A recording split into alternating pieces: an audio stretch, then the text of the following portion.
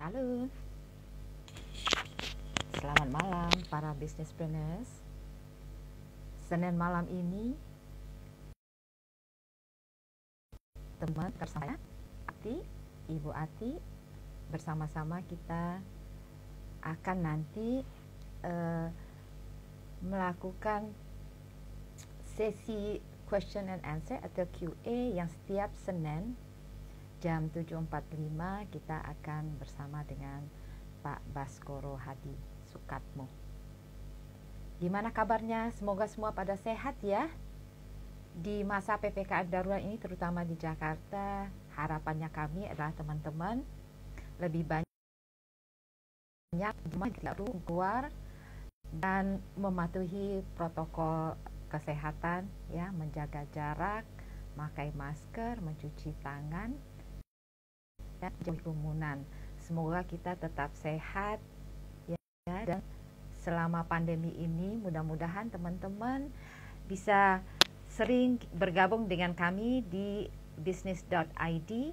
Banyak kesempatan untuk belajar ya bersama para ahli di bidang masing-masingnya dalam dunia bisnis.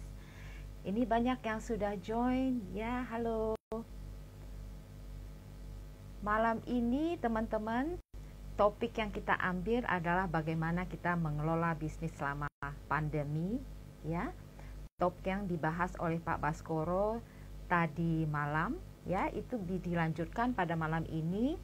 Dan bagi teman-teman yang punya pertanyaan lainnya, itu juga boleh bertanya seputar bisnis Anda semuanya. Oke, karena sudah waktunya kita coba cek ya Pak Baskoro apakah sudah hadir. Teman-teman, bagi yang ingin bertanya itu diharapkan bisa mengetiknya itu di kolom pertanyaan ya. Jangan di kolom komentar, karena kalau di kolom komentar sering itu ada kemungkinan tidak terlihat karena terscroll ya naik ke atas. Oke, teman-teman, kita lihat ya, kita undang Pak Bas. Apakah Pak Bas sudah hadir? Ini dari mana saya sudah hadir nih?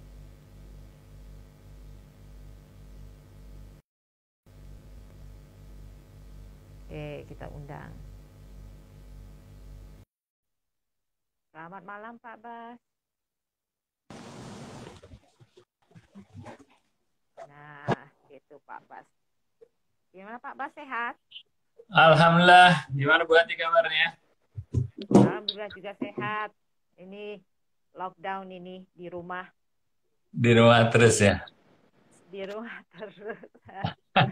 Ya, dan mulai malam ini Pak Bas, ini Mbak Melisa sudah mengambil ini her maternity leave. Jadi akan bersama saya ya mendampingi Pak Baskoro dan Pak Budi Isman nanti di malam Rabu. Iya. Nah, baik Pak Bas. Jadi ini kita akan melanjutkan nih bagi teman-teman yang mungkin kebetulan malam tadi tidak bisa bergabung dengan Pak Baskoro serta Pak Budi, itu membahas bagaimana sih kita mengelola bisnisnya selama masa pandemi ini. Dan mungkin bagi teman-teman businesspreneurs lainnya yang punya pertanyaan lainnya seputar bisnisnya, itu juga boleh ya Pak Bas ya? Tentu sekali. Bisa sekali Bu. Oke, saya persilakan ya Pak Bas untuk Oh iya. memulai sesi Q&A-nya. Ya, terima kasih Bu Ati. Ya, jadi seperti tadi Bu Ati sampaikan, Melisa sudah mengambil cuti melahirkan, dan semoga kita doakan sama-sama Melisa bisa deliver bayinya dengan selamat, dengan sempurna, dan dia akan menjadi ibu untuk putrinya yang pertama. Ya, kita doain sama-sama nih Bu Ati. Terima kasih juga nih Bu Ati sudah mengambil posisinya Melisa juga. Dan saya rasa nanti di Senin dan Rabu ini paling tidak kita akan terus memiliki sesi ini di business.id ya. Dan untuk teman-teman, gunakanlah kesempatan kali ini untuk bertanya seputar topik yang ada, yang berkelanjutan dari hari atau minggu sebelumnya, ataupun untuk topik-topik seputar bisnis secara umumnya. Jadi saya dan Pak Budi akan selalu mencoba untuk menjawabnya ya sesuai dengan kemampuan dan pengalaman kami di bisnis lama ini. Oke, seru sekali kemarin kita bicara soal bisnis manajemen in PPKM. Nah, kemarin kuis pertamanya Bu Ati, PPKM kepanjangannya apa tahu nggak Bu Ati?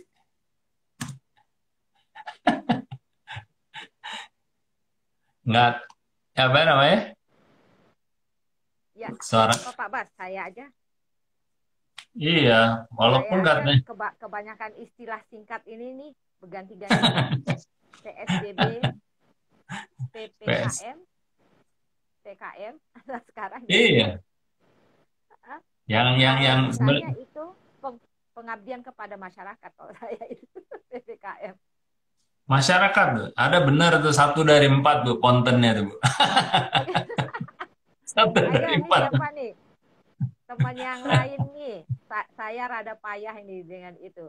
Yang lain Ayo ada? teman-teman, ada yang mau nebak nggak PPKM kemarin saya udah perpanjang. Saya sebelum membahas ini juga saya terus terang nggak tahu kepanjangannya. Ada teman-teman yang tahu kepanjangan dari PPKM?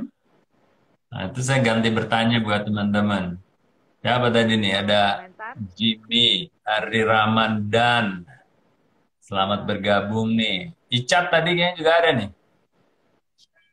Apa kabar Cat? Sudah lama nggak ketemu. Max Baran Donoyo.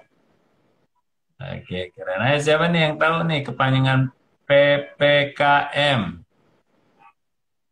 Ayam kremes Topati. Halo, halo. Nggak ada yang jawab. Kayaknya juga banyak yang nggak tahu gitu nih. Iya, take it for granted gitu PPKM. Ya, itu artinya gitu. Oke. Ya, PPKM itu kepanjangannya adalah pemberlakuan pembatasan kegiatan masyarakat. Ya, pemberlakuan pembatasan kegiatan masyarakat. Jadi memang rada ini ribet ya. Tapi intinya kan sekarang PPKM darurat. Nah, jadi yang kita ambil kata-kata daruratnya aja gitu kan. Nah, jadi sekarang ini ya masa di mana ada pembatasan kegiatan yang tingkatnya darurat. Jadi bukan mikro lagi tapi sudah darurat. Ya memang apa namanya? Memprihatinkan terus terang ya situasinya saat ini memang tidak main-main. Jadi kejadiannya bahkan hari ini masih meningkat terus ya di jumlah Jakarta. kasusnya. Eh, Iya, betul. Apalagi di Jakarta ya tinggi sekali.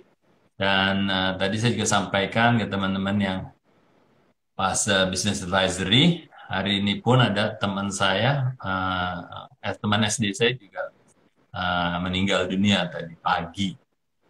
Jadi dalam beberapa hari ke belakang ini bahkan dalam beberapa minggu ini selalu ada aja berita duka. Jadi benar-benar ya kejadiannya memang luar biasa ya. Nah, oleh karenanya ya kita harus tetap sama-sama berusaha lah supaya kasus ini segera bisa tertahan dulu dan akhirnya menurun dan moga-moga bisa hilang. Tapi apapun itu, sebenarnya di banyak negara pun sudah banyak yang apa namanya menerapkan semacam apa namanya coexistence. Jadi kita nggak mengharapkan ini akan hilang dengan cepatnya, bahkan kita sudah harus bersiap-siap untuk coexist, berdampingan bersama keberadaan COVID ini. Nah, Iya, jadi pemerintah Mbak, Singapura itu berani ya, Pak ya? iya, jadi memang sudah dianggap semacam kayak kejadian eh, biasa saja dalam artiannya. Walaupun mereka penanganannya pun tetap serius, hanya karena mereka sangat ketergantungan dengan apa namanya kedatangan turis ya untuk menginjek ekonomi mereka. Jadi ya mau nggak mau mereka pilihannya adalah menganggap ini atau memberlakukan keadaan ini menjadi sebiasa mungkin. Nah, sehingga penanganannya pun walaupun serius, segala sesuatu masih tetap bisa berjalan. Ya. Nah, sebenarnya kemarin ini buat kita nih membahas ini, saya menghubungi Pak Budi, kayaknya kita seru juga nih berbicara soal PPKM, managing business di saat PPKM. Dan apa namanya, keberuntungan kita sebenarnya kali ini adalah kali kedua, ya. Dan ujian yang ini adalah ujian kedua. Dan keberuntungannya kita lagi juga ujian ini tidak lebih sulit dari yang pertama gitu Bu Ati. Karena yang pertama ujiannya kalau kita sekolah tuh yang paling berat yang pertama kemarin kan di bulan Maret. Persiapan nggak ada. Ya, kurikulumnya yang jelas apa yang akan dihadapi juga tidak pernah terjadi dalam kurun waktu 100 tahun terakhir gitu kan. Nah, tapi kalau sekarang keberuntungan kita adalah kita sudah harusnya bisa lebih mudah mengambil ujian ini. Walaupun berat juga, hanya yang pasti tidak seberat yang pertama kemarin. Itu apa namanya yang terjadi. Jadi sebelum kita membahas bagaimana mengelolanya, kita harus membahas bagaimana seharusnya kita menyikapinya. Ya, jadi poin pertama dalam penyikapan PPKM ini adalah ini ada pelajaran apa namanya yang sudah kita lalui, bahkan ujian yang sudah kita lalui. Jadi kalau kita belajar untuk mengambil ujian, udah kisi-kisinya sudah ada, hanya tinggal mengulang lagi aja. Pentingnya ya udah tahu kita. Iya, benar kan Bu ya. Nah, dari situ kita juga membahas bahwa ada dua hal sebenarnya dari framework yang saya sampaikan dan dari tips yang Pak Budi sampaikan kemarin. Nah, sehingga ini sebenarnya adalah semacam refreshment, ya, penyegaran kembali bagaimana kita harus menyikapi ini sebelum mengelolanya kembali seperti tahun-tahun sebelumnya. Ya. Nah, yang pertama, kalau kita bicara soal penyikapannya adalah segala sesuatu itu harus diantisipasi dan direncanakan. Kata kuncinya adalah anticipate and plan. Mengantisipasi dan merencanakan. Okay? Dan yang kedua adalah bedanya dari saat kita mengantisipasi sama plan itu, sebenarnya kita sudah punya yang namanya BCP. Berarti. Jadi kemarin saya memperkenalkan kembali istilah BCP, yaitu Business Continuity Plan. Rencana keberlanjutan dari bisnis. Nah, ini BCP ini pernah saya bahas di bulan Mei, persisnya tanggal 17 Mei tahun 2020.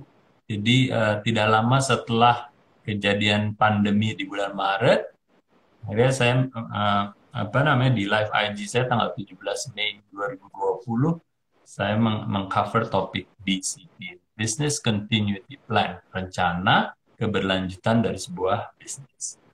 Nah, di situ nanti saya akan kilas balik lagi secara cepat untuk refresh lagi teman-teman yang khususnya kemarin tidak hadir. Ada 4 poin yang bisa kita lihat di BCP ini ya, Business Continuity Plan.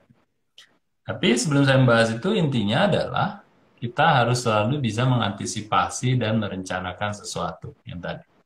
Yang kedua, sebenarnya kalau kita kembali ke tahun lalu, kita kan sudah diuji gitu ya, dengan kejadian yang sama atau mirip, tapi lebih berat sebenarnya, karena tidak ada persiapan dan tidak ada latihan-latihan yang pernah kita lakukan sebelumnya gitu kan.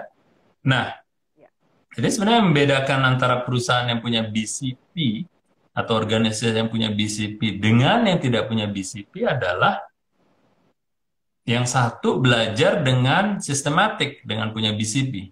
Yang satu yang tidak punya BCP itu belajarnya learning the hard way. Apa tuh Bu istilahnya kalau di dalam pendidikan? Learning the hard way karena dia ya udah diceburin dan dia harus melewati ujian itu, learning by doing at the same time gitu. Jadi itu kenapa Bu? Belajar dari pengalaman pahitnya.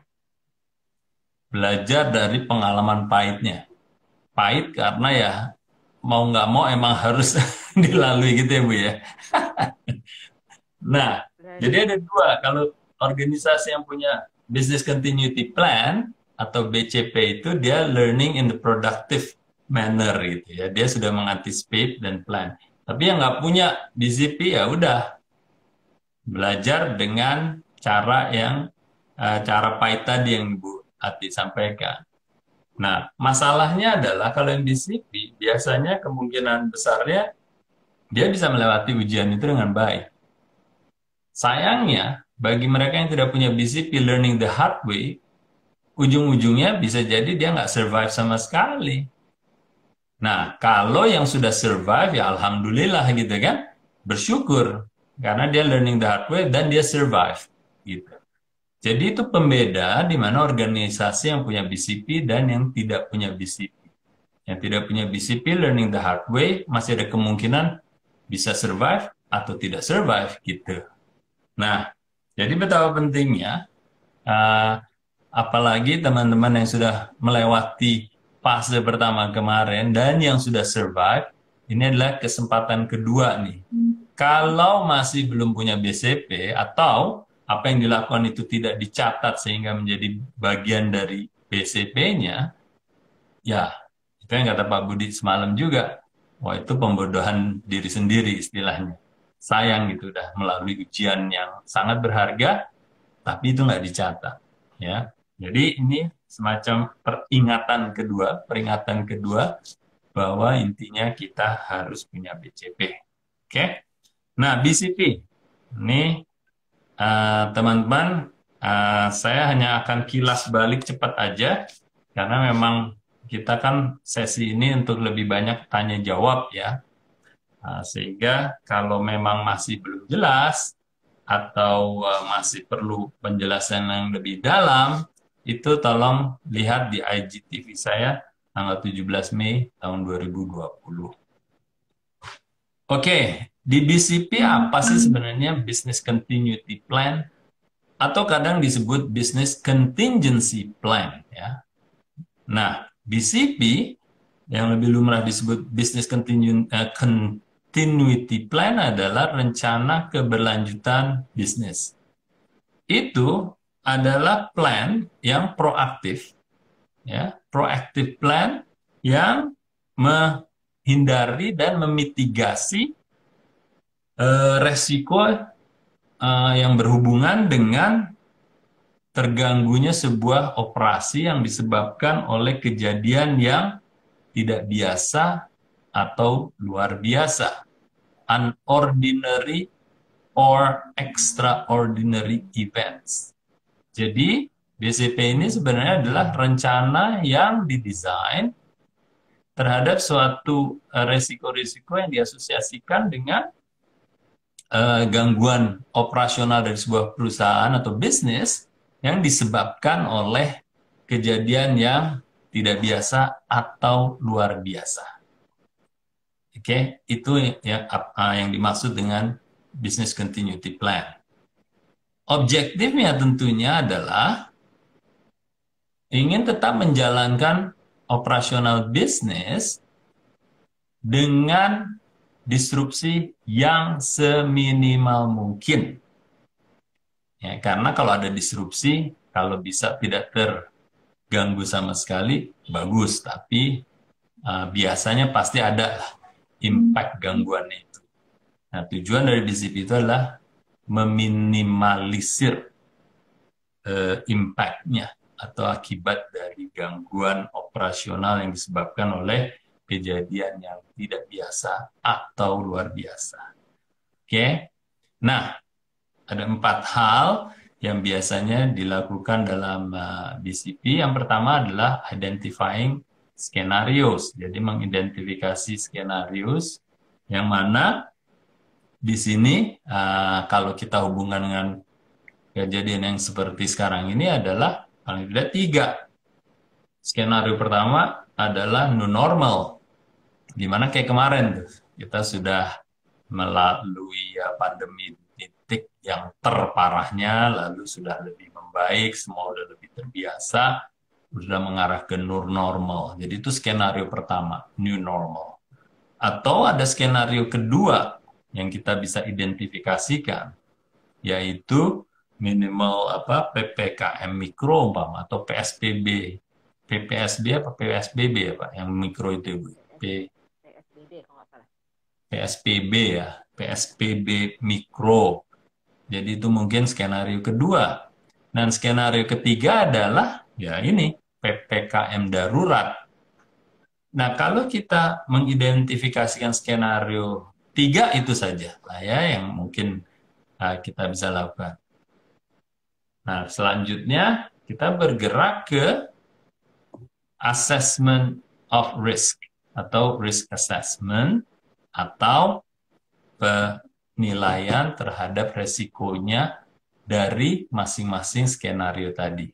Ya, jadi yang langkah pertama adalah mengidentifikasikan skenario, dan contohnya tadi ada 3 skenario, dan di tahapan kedua ini adalah menilai resiko dari masing-masing itu. Risknya apa saja dari ketiga skenario itu. Nah, kita harus bisa menilai itu. Kalau seandainya new normal, mungkin resikonya tentunya jauh lebih kecil ketimbang kalau yang PPKM darurat, udah pasti kan. Tapi apapun itu, resikonya kita harus list down ya, resiko-resiko itu. Oke. Nah, lalu dari yang ketiga adalah analisa terhadap pengaruh ke bisnis kita. Yang ketiga itu, sekali lagi di masing-masing skenario tadi. Nah, kalau seperti itu kita udah tahu, seandainya new normal berarti mungkin revenue-nya, impact-nya adalah positif. Ya, meningkat dari bulan-bulan sebelumnya atau dari tahun sebelumnya, udah pasti kan. Tapi kalau PPKM mikro mungkin masih stagnan umpama bisnis impact-nya, revenue-nya. Lalu kalau PPKM darurat tentunya turun lagi grafiknya. Itu kalau kita bicara impact dari sisi revenue. Tapi bisa jadi dari sisi cost juga ada. Terus dari sisi business operation juga ada. Atau penambahan produk juga ada. Dan itu macam-macam kan impact-nya ya. Nah, sekali lagi itu harus kita analisa dan kita list impact dari bisnis itu terhadap masing-masing skenario. Nah, terus dari situ kita lihat yang keempat nih. Jadi kan tadi ada sudah 3 ya, identifikasi skenario. Yang kedua adalah risk assessment atau penilaian resiko. Yang ketiga adalah business impact-nya seperti apa, analisanya. Yang keempat adalah program apa yang harus kita buat. Oke, program apa yang harus kita buat? Ya, kalau bisa buat strateginya jauh lebih bagus. Tapi paling tidak seminimumnya adalah program apa supaya masing-masing skenario itu bisa kita perkecil impact-nya terhadap bisnis kita. Ya, macam-macam. Oke. Nah, ini adalah pemikiran-pemikiran yang seharusnya sudah dimiliki oleh teman-teman ya sejak di pandemi gelombang pertama kemarin. Nah, sehingga kalau seandainya kita sudah punya skenario kemarin itu, saya di bulan Mei tahun 2020, sebenarnya yang perlu kita lakukan adalah ya udah kita ambil lagi tuh plannya, yaitu yang skenario ketiga tadi, PPKM darurat ini. Ya, atau kalau waktu dulu mungkin nyebutnya ya PSBB darurat umpamanya ya, apapun namanya, tapi paling tidak seharusnya kita sudah mengantisipasi kejadian-kejadian ini. Jadi istilahnya skenario-skenario ini tinggal kita tarik lagi aja. Yang mana kalau waktu itu sudah dipikirkan, pasti sudah ada risk assessment-nya, pasti sudah ada impact analysis-nya, pasti sudah ada plan-nya juga. Jadi gampang aja harusnya. Tinggal replay istilahnya, ya. Nah, jadi saya rasa itu yang bagaimana kita bisa memanage bisnis kita. Ya, pertama tadi kita sudah bahas bagaimana menyikapinya, dan yang kedua ini adalah bagaimana mengelola bisnis kita di saat PPKM. Jadi Anda semua, khususnya yang di leadership team, mulai dari CEO atau masing-masing kepala departemen, harusnya punya keyakinan, at least untuk dirinya sendiri dan juga untuk teman-temannya, koleganya di dalam organisasi itu, untuk memastikan jangan panik. Kita sudah punya plan. Ya, walaupun memang akan terdisrupsi, tapi paling nggak kita sudah diamankan dengan adanya plan itu. Ya. Nah, jadi itu yang kita bahas kemarin dari sisi framework-nya. Lalu juga Pak Budi juga menambahkan practical tips ya untuk melihat kategori-kategori apa yang sebenarnya terimpact secara positif atau negatif, lalu juga managing revenue, bagaimana kalau seandainya kita punya stok yang mandek untuk bisa cepat mengeluarkannya karena untuk mengamankan cash flow, ya, menurunkan inventory, lalu juga price management, ya, kalau seandainya kita harus mengeluarkan barang-barang dengan cepat, pilihannya apakah hanya memiliki pilihan price discount atau memberikan volume yang lebih dengan harga yang sama, sehingga itu bisa disikapi dengan orang membeli volumenya lebih banyak sehingga barang kita lebih cepat keluar ketimbang hanya ngasih diskon untuk per satu barang, per satu unit. Lalu juga memperhatikan yang must have dan good to have itu harus dilihat, sehingga yang good to have udah nggak perlu, hanya yang dilakukan adalah must have yang benar-benar wajib. Peralihan dari fixed ke variable cost itu juga harus dilakukan. Lalu juga ada kemarin itu renegosiasi dengan vendor atau supplier untuk piutang-piutangnya dan seterusnya dan seterusnya. Dan itu Pak Budi ada videonya di business.id mengenai 7 langkah atau 7 area yang perlu dilihat saat bisnis dalam keadaan krisis. Ya, jadi lengkap kemarin kita pembahasannya, seru sekali, dan kita hanya sempat jawab kalau nggak salah cuma 2 atau 3 pertanyaan. Oleh karenanya kemarin saya sampaikan ke teman-teman juga, Bu Ati, kalau tidak terjawab ya bisa dilakukan hari ini, di Senin, atau bahkan juga di hari Rabu besok dengan Pak Budi. Jadi ya itu, malam ini kalau ada pertanyaan masih seputar managing business in PPKM, ya silahkan. Kalaupun ada pertanyaan di luar topik ini juga boleh diajukan. Gitu Bu Ati. Iya, menarik sekali ya, ya Pak Bas. Saya sih juga ngelihat nih ya, kemarin sempat keluar gitu ya. Kalau kemarin-kemarin udah mulai agak enak ya, restoran udah banyak yang buka. Kemudian kalau kita mau cari makan malam-malam itu juga masih banyak yang buka. Gitu kan. Sekarang untuk makan di tempat itu sudah tidak boleh, hanya boleh take out kan gitu ya, atau delivery. Jadi kalau menurut Pak Abbas sih, terutama teman-teman yang ada di bisnis kuliner nih, itu saya sempat karena ini ya kepikiran aja untuk para yang punya bisnisnya skalanya masih sangat kecil, itu kalau mereka bermitra dan pergi jualannya itu online, itu seperti apa. Jadi saya coba scroll yang dekat domisili saya aja lokasinya. Ternyata itu banyak tambahan baru gitu ya untuk bisnis foodnya. Itu yang harga makanan atau minumannya itu mungkin di bawah 12.000, ada yang 10.000, 11. Padahal seingat saya itu pernah membahas mengenai kalau kita itu berjualan online itu kalau harganya itu terlalu rendah, itu kan ada fee ya yang mesti kita inikan, itu not worth it katanya. Tetapi kalau saya ngeliat ini banyak yang ya terpaksa mungkin ya berjualan dari rumah ya atau dari lokasi bisnisnya melalui aplikasi online-nya.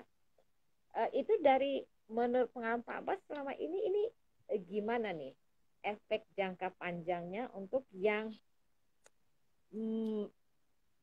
mau bertahan selama PPKM darurat ini, tapi juga tetap bisa survive, itu apa ya Pak Bas? Karena kalau saya lihat itu mungkin apa dapat nggak mereka untungnya, atau mereka hanya sekedar yang penting eksistensinya mereka itu tetap ada selama PPKM darurat. Ya, jadi itu tadi Bu Ati, karena kan kita menganggap statusnya situasinya ini udah darurat. Situasinya adalah tidak biasa dan luar biasa. Sehingga apa yang kita lakukan memang di luar kebiasaan dan di luar ideal kita dalam mungkin bisnis 1 tahun gitu. Karena kan intinya adalah bagaimana kita meminimalisir business operation, impact-nya terhadap business operation, yang mana juga termasuk revenue generation-nya kan gitu. Nah, jadi yang selalu harus diselamatkan itu adalah pertama adalah revenue-nya, supaya itu tidak drop revenue-nya, Bu. Nah, kalau revenue-nya itu juga terpengaruh hanya gara-gara harganya di situasi normal itu tidak tercapai ya Bu ya. Kalau dibanding dengan situasi normal, berarti apa yang terjadi? Karena kan daya beli orang menurun, atau kesempatan untuk orang membeli kan menurun, Bu. Yang tadinya mungkin Bu Ati biasa makan ke mall, tapi akhirnya harus di rumah. Berarti kan bukan masalah daya belinya di situ kan Bu ya, kalau secara jangka pendek ya. Tapi lebih ke arah behaviornya dari Bu Ati atau kebanyakan orang yang akan melakukannya dan terpaksa melakukannya melalui pembelian di tempat lain dan dengan gaya pembelian yang berbeda gitu, mode pembelian yang berbeda. Gampangnya ya online kan Bu. Nah, jadi tiba-tiba supply yang ada di online akan meningkat kan Bu. Yang tadinya mungkin Pizza Hut tidak aktif sekali di online, tiba-tiba dia akan mengalihkan jualannya ke online. Yang tadinya jualan di taman-taman di sekitar perumahan itu tidak ada, tiba-tiba dia juga akan menerjunkan timnya dengan sepeda motornya, dengan standing banner kayak gitu. Tiba-tiba itu kan beralih semua, dan itu akan tentunya akan mempengaruhi harga karena disebabkan yaitu tadi Bu. Kalau untuk orang-orang yang hanya merubah perilaku pembeliannya, berarti dia melakukan ke channel tertentu kan Bu ya. Nah di situ pasti akan ada persaingan yang jauh lebih ketat Bu. Belum yang kedua, dikala impact ini mempengaruhi daya beli orang tuh. Berarti kalau udah urusannya daya beli, dia yang biasanya spend mungkin 30.000, akhirnya karena dia terkena dampak pemutusan hubungan kerja, mungkin budgetnya dia menurun menjadi hanya 20.000. Nah, kita sebagai produsen atau yang mencukupi kebutuhan mereka, berarti ada dua hal kan Bu. Yang satu pemindahan channel pembelian, yang satu untuk mengakomodasi harganya sehingga tetap terjangkau Bu.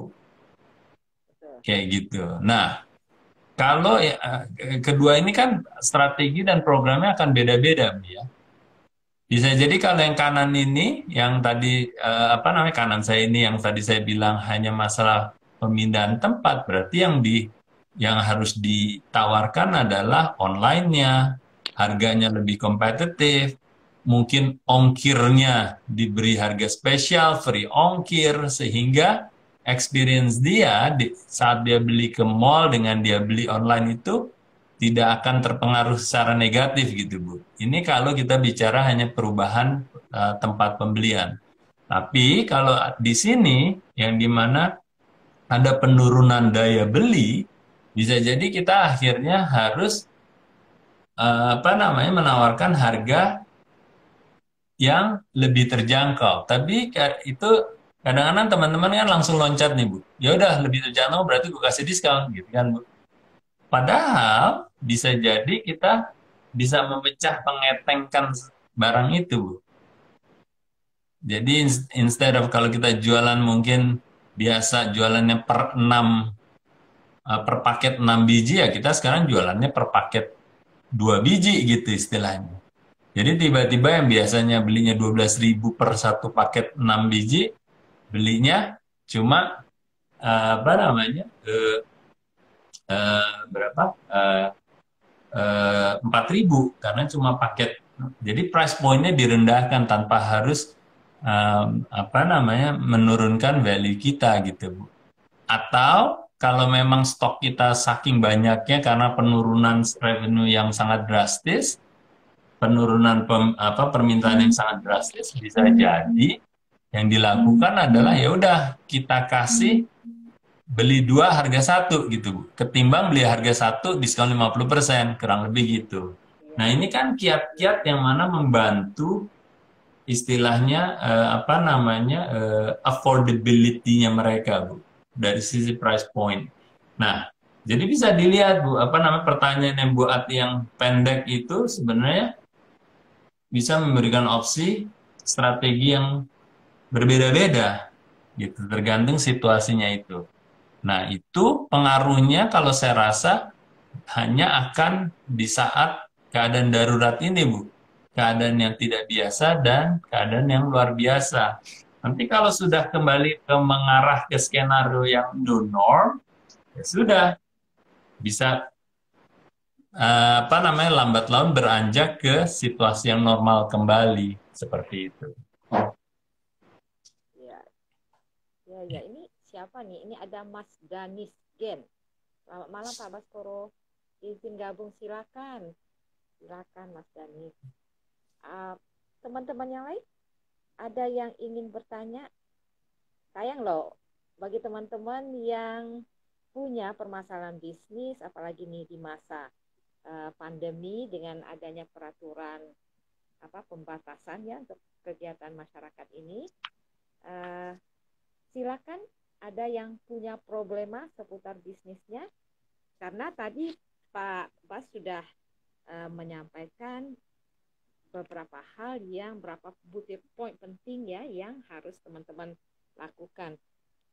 Pengalaman saya juga dengan teman-teman bukan hanya di bisnis ya, tapi pada umumnya, di mana mereka itu dihadapi pada satu masalah, mereka kemudian berhasil misalnya memecahkan masalahnya, tetapi mereka lupa untuk mencatat yang kayak Pak Bas tadi sampaikan. Jadi dokumentasi langkah-langkah yang mereka lakukan gitu ya, actionnya apa, hasilnya bagaimana, itu nggak ada, sehingga pada saat mereka itu berhadapan dengan situasi yang mirip-mirip itu lagi, mereka kemudian Pak, kemarin itu kita suppliernya gimana ya kemarin itu ya, kita pakainya yang mana gitu ya, lupa. Karena mereka menganggap ini adalah sesuatu kondisi yang penting ada jalan keluarnya, dan kemudian mereka lupa mencatatnya ya. Dokumentasikan itu. Dokumentasi. Jadi mungkin kita di bisnis.id ini juga banyak itu mencoba ya meminta kepada teman-teman itu, walaupun bisnisnya masih kecil, tapi kan harapannya teman-teman bukan hanya sekedar jualan, tetapi juga secara perlahan itu membangun bisnisnya menjadi lebih besar. Jadi mulai daripada saat masih kecil ini membiasakan diri untuk melakukan hal-hal yang para pebisnis ulung seperti yang Ya. Pak Bas sudah mengalaminya ya di bisnis-bisnis multinasional. Itu ada langkah, prosedur, dan dokumentasi sehingga itu gampang nanti menduplikasi langkah-langkah yang sudah berhasil. Ya, best practices-nya. Ini Pak Bas, ada satu nih pertanyaan nih. Dari Mbak siapa nih namanya? Vina, ya. Izin bertanya, kira-kira program ketika PPKM ini contohnya apa saja ya Pak? Program untuk PPKM. Ya, jadi Mbak Vina ini maksud program apa nih? Maksudnya apa yang disarankan untuk dilakukan atau program pemerintah? Oke, sambil menunggu nih Mbak Vina mencoba menjawab, ini ada pertanyaan dari Mas Edison. Di kuliner bisa mengurangi isi kemasannya, gimana kalau dengan fashion Pak Bas? Oke, apa nih Pak Bas tips kalau di dunia fashion ini gimana di masa pandemi ini? Kan nggak mungkin ya mengurangi isi dari kemasan. Kalau makanan gampang kayak tadi ya, dari 6 misalnya jualannya kepengen jadi 2. Kalau di fashion gimana nih Pak Bas? Ya, jadi itu kan kemarin saya kasih contoh secara general. Yang perlu dilakukan adalah itu tadi pemahaman terhadap konsumen dan perilaku konsumen. Tuh. Yang kedua itu tadi kita melihat ini untuk segmen yang mana nih? Apakah segmen yang berubah channel perilakunya ataukah konsumen yang apa namanya menurun daya belinya gitu.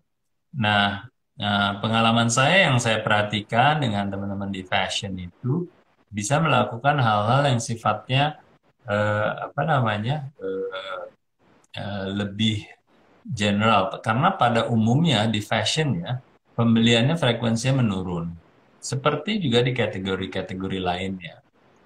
Nah, biasanya apa yang apa namanya kalau kita lihat perilaku dari orang-orang di fashion itu kan sebenarnya bagian dari tampilan sudah pasti. Dan sekarang kita acara sudah nggak ada nih yang biasanya ibu-ibu mungkin anggapnya nih apa namanya pakaian muslim atau pakaian umumnya lah ya. Arisan sudah jarang, ya mungkin perkawinan juga apa namanya semakin jarang. Kalaupun diundang tetap apa namanya kemungkinannya kecil karena undangan sekarang jumlahnya nggak besar-besar.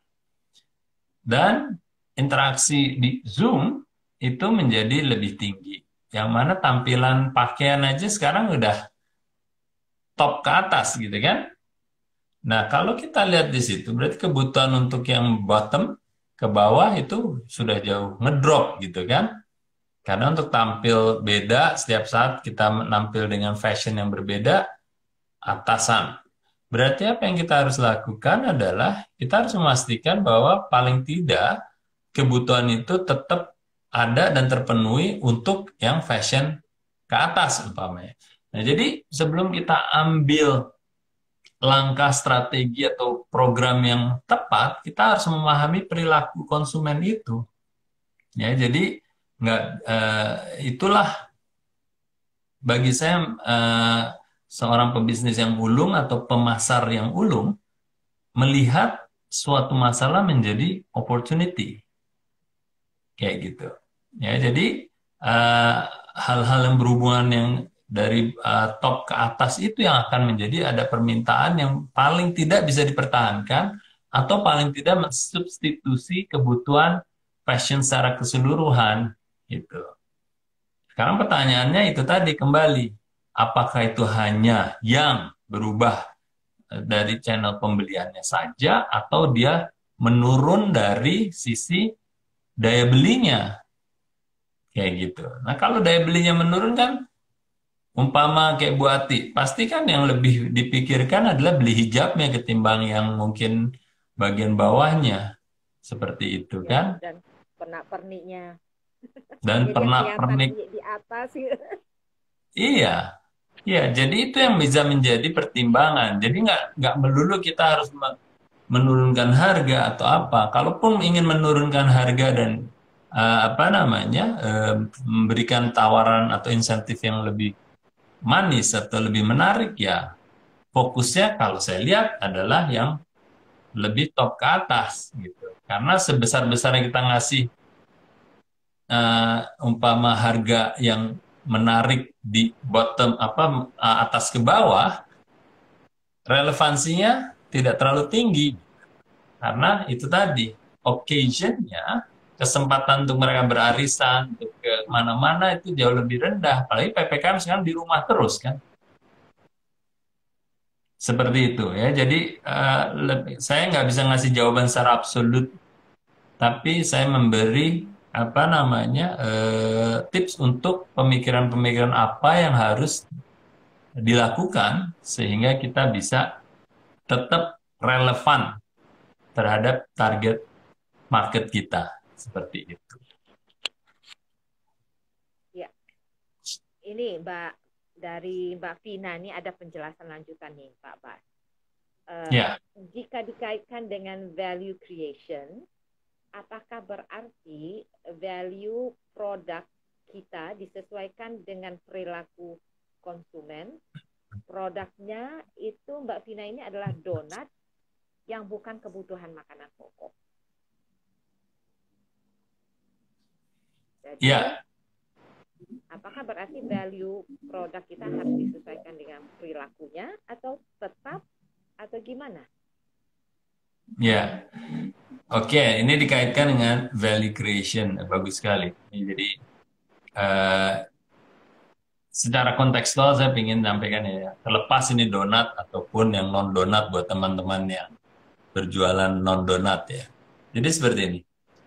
Situasi di mana itu sudah menjadi apa namanya krisis, consumer akan jauh lebih memilih karena tidak ada pilihan istilahnya. Jadi kalau dia biasa membeli 1, 2, 3 brand yang dia pertimbangkan karena umumnya apa namanya penurunan daya beli sehingga dia harus memilih 1. Berarti kan 1 yang terbaik dan di antara 3 yang biasa dia beli. Oleh karenanya betapa pentingnya value itu menjadi bagian yang menjadi decision makingnya mereka. Ingat yang namanya konsumen, mereka membeli value kan.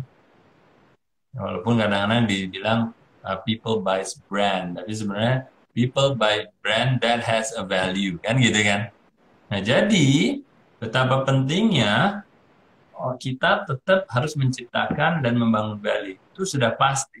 Dan sudah sangat terbukti bahwa brand-brand yang imun terhadap krisis itu adalah brand-brand yang punya value.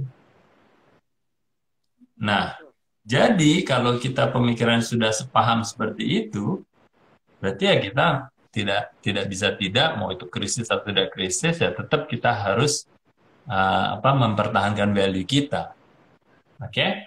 Nah, tadi kalau pertanyaannya soal donat yang bukan menjadi makanan pokok, saya waktu itu pernah nggak lama setelah krisis itu di bulan Maret tahun 2020 itu mengundang Pak Riki Afrianto dari Mayora. Dan di situ terlihat bahwa pembelian makanan ringan itu justru meningkat dia. Surprisingly. Karena Mayora dan juga keterbiasaan pemesan adalah selalu meningkatkan relevansinya terhadap produk atau jasanya masing-masing. Jadi kalau mereka sudah dalam keadaan situasi apapun, kita harus mencuri hati mereka, meyakinkan mereka bahwa kamu tuh masih butuh produkku gitu kan. Kalau kayak snack dihubung-hubungkannya apa? Ya sekarang di rumah nggak ada kerjaan, ya entertain yourself and please yourself dengan apa? Salah satunya nonton Netflix, salah duanya adalah nyemil gitu. Benar, donat bukan makanan utama, sama halnya juga makanan ringan juga bukan makanan utama. Tapi hebatnya pebisnis atau pemasar ulung adalah memikirkan suatu kesempatan dalam situasi apapun. Gitu. Jadi kalau donat ini bisa merebut hatinya dengan relevansi yang dikonekkan dengan situasi sekarang, saya yakin pasti akan ada tempatnya di situ gitu. Terlepas programnya apa nantinya, tapi paling tidak Anda harus tetap hadir di situ, meyakinkan konsumen bahwa Anda butuh produk saya. Seperti itu. Bisa melalui iklan, bisa melalui program-program apa namanya insentif lainnya ya, ngasih promosi lainnya dan seterusnya. Seperti itu. Iya, menarik sekali ya, Pak Bas. Karena memang kalau yang tadi yang bilang bahwa ternyata ya produk snack itu lebih laku di masa sekarang, itu betul benar perilaku konsumen. Saya aja yang sebetulnya tidak suka stok cemilan di rumah, lebih suka yang misalnya stoknya itu adalah buah ya, yang seperti itu. Tapi sekarang ini kita itu banyak mantengin itu di depan, kalau nggak laptop ya kerjanya, kalau nggak nonton di depan TV. Itu kalau siang hari buah, kalau malam hari itu mau nggak mau ya jadinya stok kacang. Dan bagusnya kalau saya perhatikan itu, saya sering dapat kiriman karena suka yang shopping online begitu ya sekarang. Itu misalnya kalau ada promo-promo misalnya dari yang yang minimarket yang di sekitar rumah saya, itu mereka WhatsApp saya dengan promo itu ada promo diskon cemilan ya, beli dua dapat satu yang seperti itu. Yang awalnya saya nggak suka wafer, ice cream sepertinya, tapi kalau sekarang ini boleh juga ya. Saya belum pernah coba ada produk baru gitu ya Pak Bas ya. Jadi memang perilaku konsumen itu jadi berubah karena situasi dan kebutuhannya. Iya betul sekali. Benar sekali. Jangan lihat donatnya. Donat itu saya tidak suka donat yang warna-warni atau macam-macam. Tapi kalau donat yang lama itu yang pakai gula merah, gula putih, itu saya doyan sekali, dan itu menemani saya minum teh di sore hari. Itu bisa loh di masa pandemi.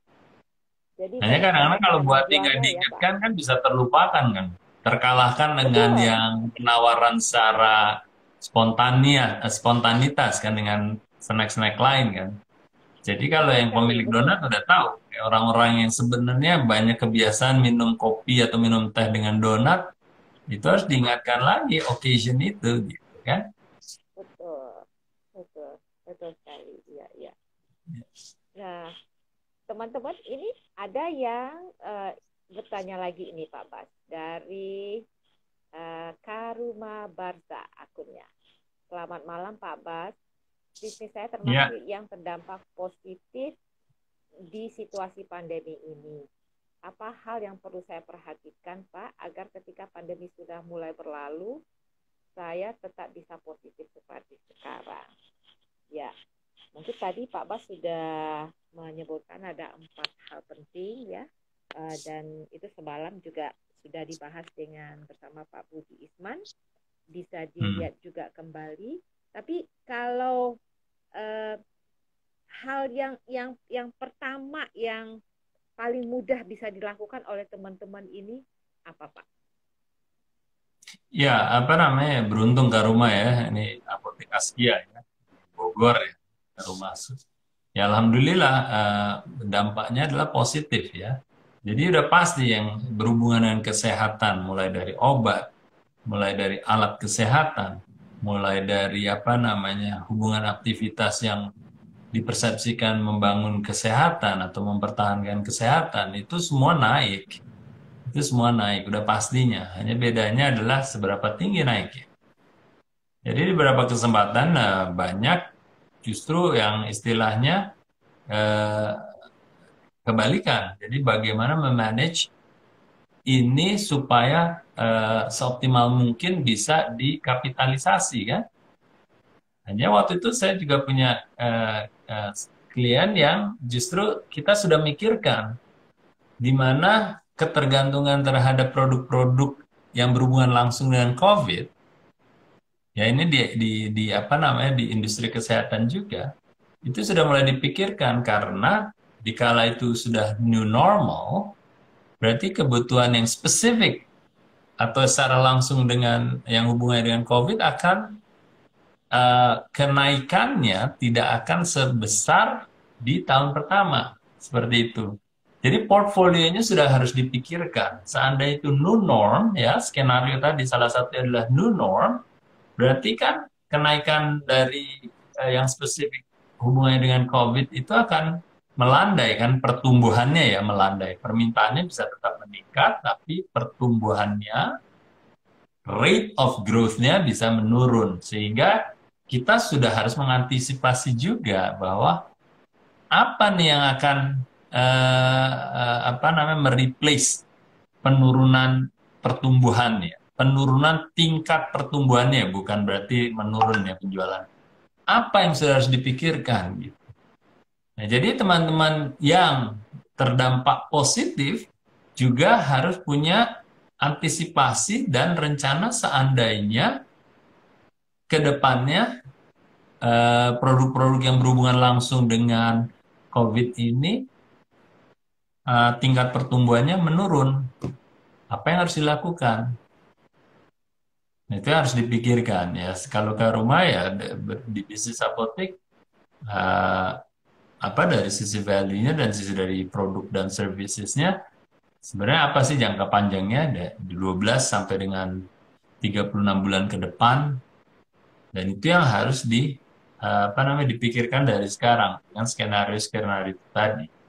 Ya, new norm, PPKM apa namanya mikro, PPKM darurat seandainya nanti ada apa namanya yang ketiga umpama gelombangnya kan sudah harus ada apa namanya continuity plan juga. Ya, continuity plan ini kalau saya lihat analisa bisnisnya justru yang mungkin yang lebih darurat akan lebih banyak positifnya ketimbang yang norm mungkin ya. Jadi eh, itu tadi masing-masing kategori akan terdampak berbeda-beda ya seperti itu. Jadi kembali lagi kita harus anticipate and plan. Dan itu harus kita formulasikan program-program apa terhadap masing-masing skenario tadi. Ya, Seperti itu. jadi walaupun uh, yang penting itu, jadi kuncinya adalah kalau bisnis kita ini terdampak, apakah itu negatif ataupun positif, itu kan hanya situasi yang temporary gitu ya Pak Bas ya. Sehingga dari situ kita harus belajar mengantisipasi kalau kita terdapat negatif, bagaimana supaya survive dan setelah itu bisa bangkit. Kalau itu kita terdampak positif seperti yang di bisnis itu kesehatan, bisnis kita itu ada kemungkinan melandai setelah pandemi. Jadi kita juga harus punya persiapan gitu ya Pak Bas ya. Iya, Rencana. itu Oke, itu bagaimana nyata. setelahnya? Itu nyata. Itu yang tadi saya sampaikan buat bahwa itu nyata. Segala sesuatu positif dan negatif kita harus melihat continuity-nya juga ke depan. Karena kan kita bangun bisnis kan harus pertumbuhannya berkelanjutan. Bahasa saya nggak benar.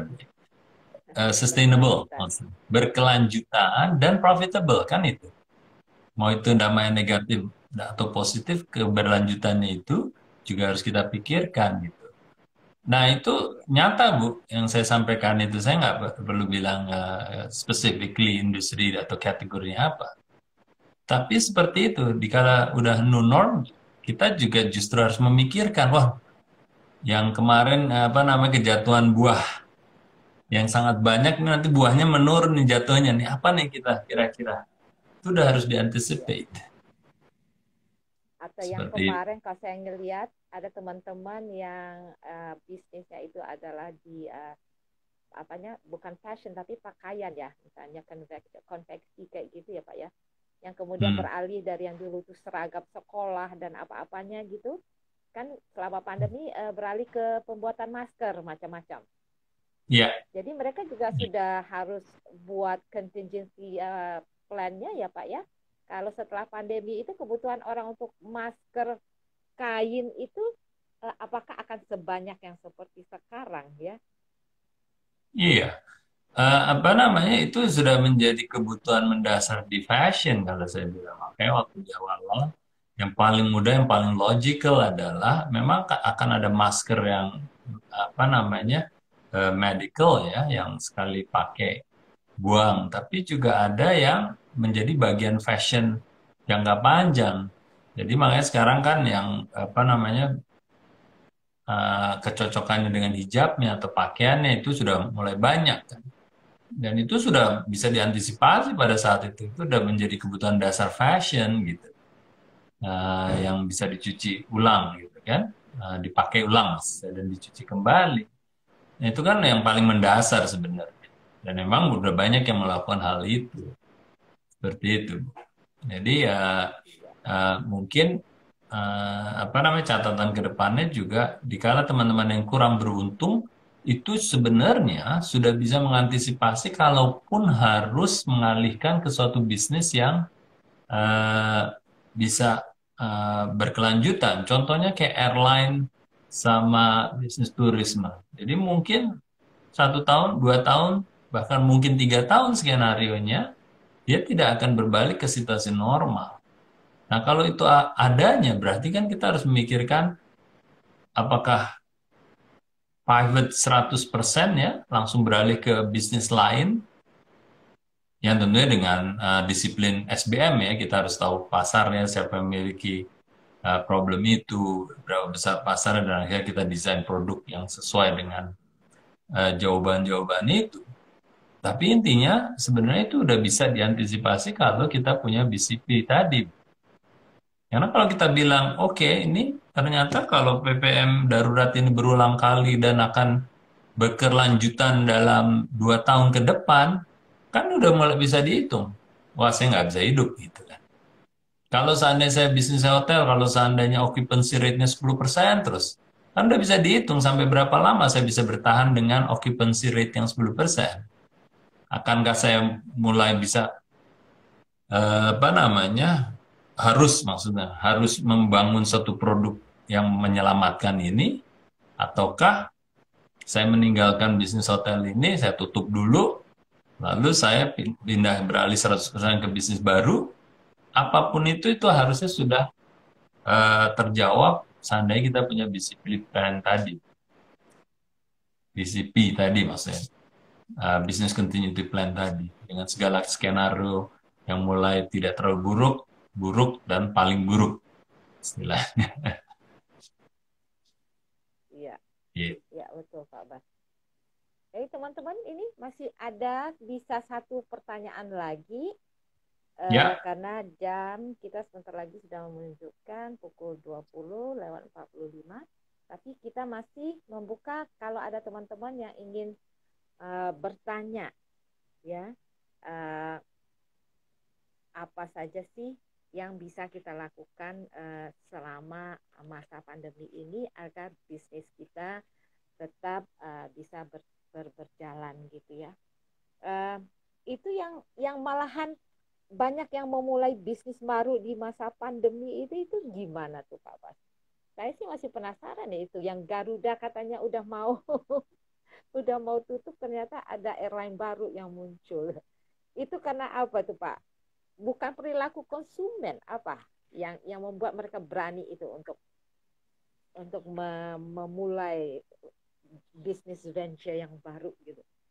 Ya, apa namanya perusahaan apa yang dibangun yang diluncurkan oleh ini ya, terus dikirana juga kan dari lain. Ya, saya nggak tahu pemikirannya apa, tapi dia jelas-jelas itu menyasar ke kaum millennials dan juga rute yang diambil juga rute yang tidak biasanya diambil oleh kebanyakan maskapai penerbangan, kalau nggak salah di Sumatera, di Kalimantan dan seterusnya gitu.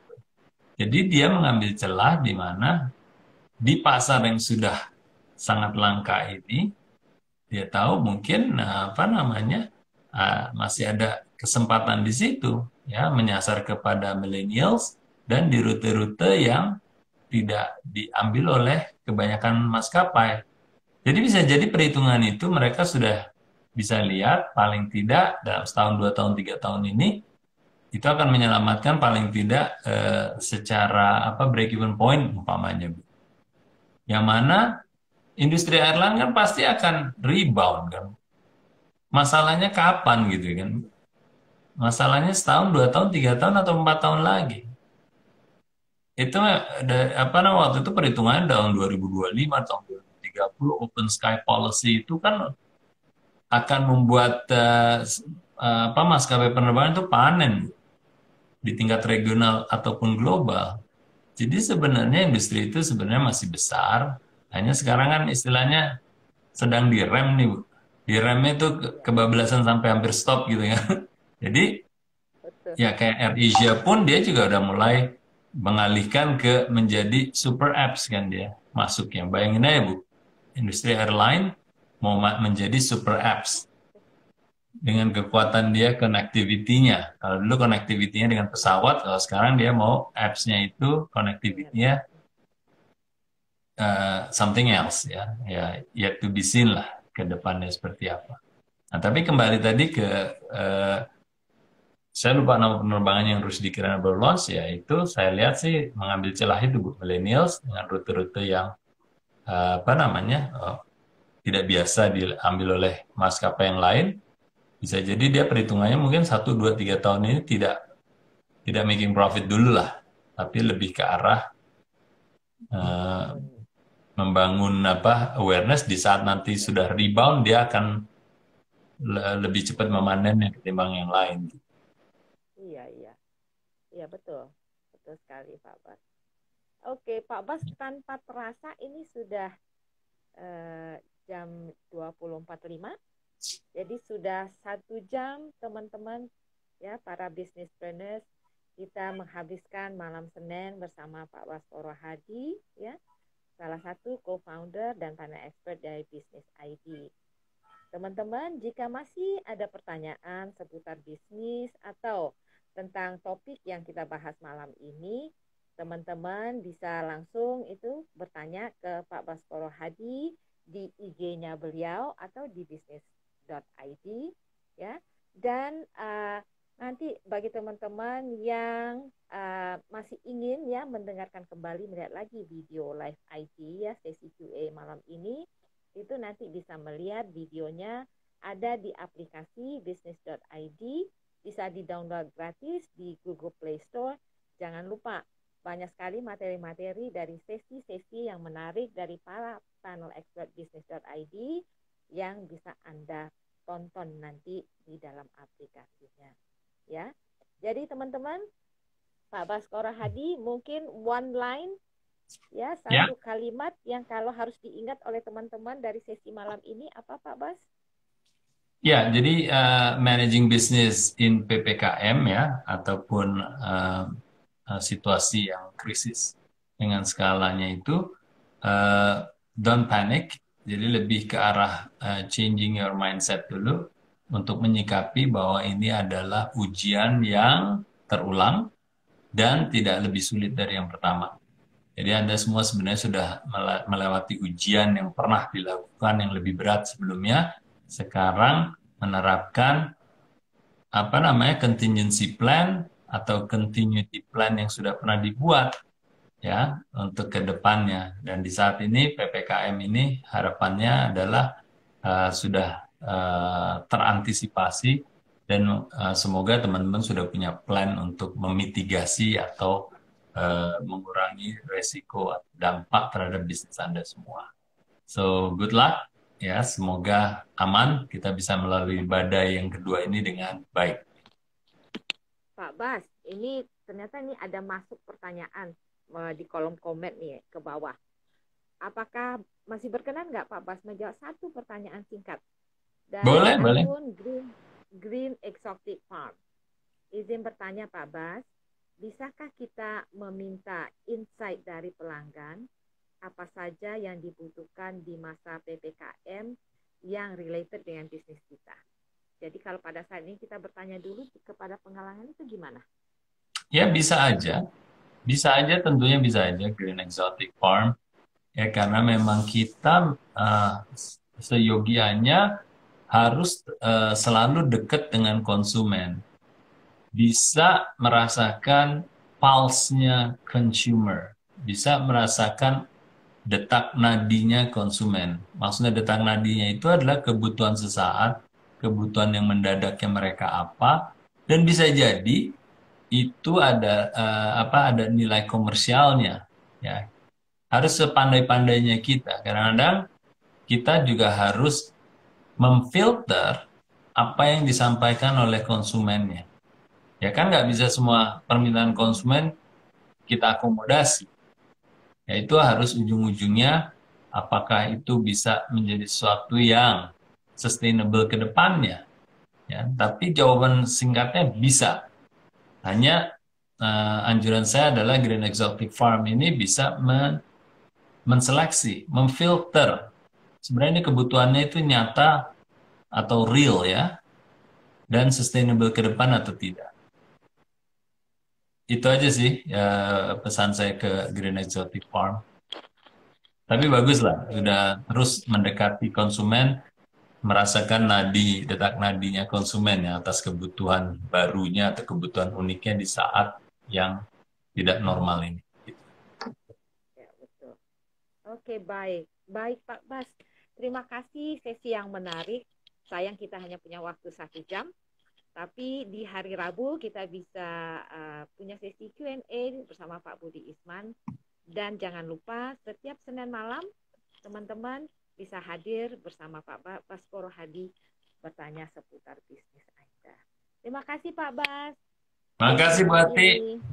Makasih Ya, para semoga business planner. bermanfaat. Amin, Ya, untuk amin. teman-teman bisnis. Selamat malam semuanya. Malam-malam. Oke.